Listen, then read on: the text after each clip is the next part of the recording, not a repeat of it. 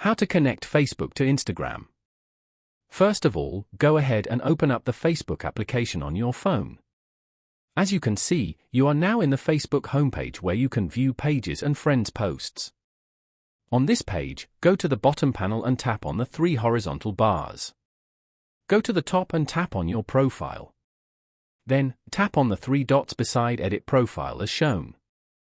Scroll down to the end and select Copy Profile Link. After copying, go back to the menu and open up the Instagram application. On the Instagram homepage, tap on your profile at the bottom right corner. Over here, tap on Edit Profile. Then, go to Links and tap on Add Links. Now, tap on Add External Link. Paste the Facebook link you just copied in the URL bar.